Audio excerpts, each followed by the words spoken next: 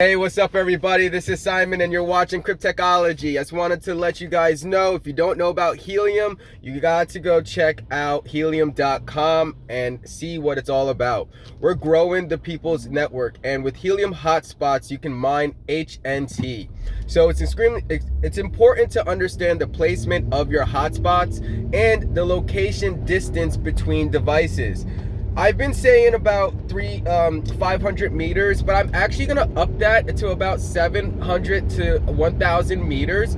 It looks like if you actually utilize the Hex 8 resolution on the mapping tool, about 700 to 1,000 meters between devices looks like an ideal setup.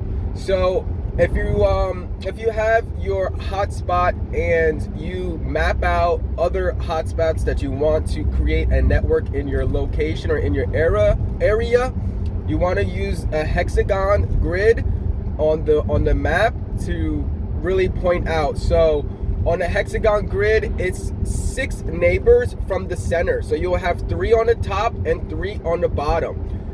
Normally when you have like a square grid, it's 8 neighbors, and in a triangle grid, I think it's 12.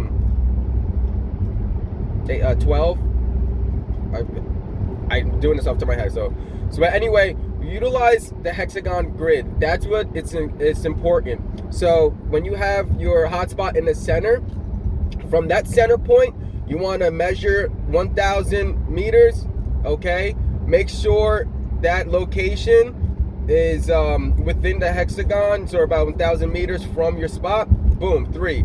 Now you can use the Hex 8 to see where the next hexagon is, and in the next hexagon, if there are no hotspots in that area, boom, put it in the center. So that's your second one, and then the same for the third. So that's on your top and then on your bottom, and then all the way around, that would be 1, 2, 3, 4, 5, 6, plus the one you have a nice 7 hotspot setup utilizing the Hex 8 resolution. You can also use Hex 10 and the rest of them as well, but it's important to map out these hotspots because that is how you get the most HNT, and that's how you support and grow and deploy a network sufficiently.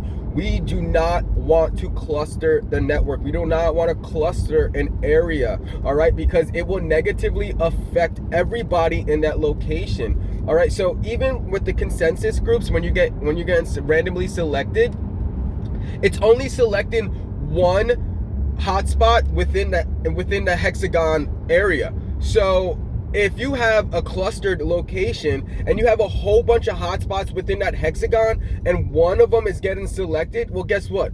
Everybody else in that hexagon is going to be screwed. They're not going to be able to get selected until the next randomly chosen consensus group. And, I don't know if it cycles through all of them or something, or how random it is, or do we have to wait until it all the way through before it goes back to that hexagon? So it's very important when you're mapping out multiple hotspots that you really take the time to look on the map to see where you can place your hotspot for an ideal location, because it'll be helpful to you and helpful to the network, and at the same time it is the best way to make the most HNT. All right guys, this is Simon. This was a quick tip on mapping out your helium network. This is Simon with Cryptechology, and stay tuned for the next one.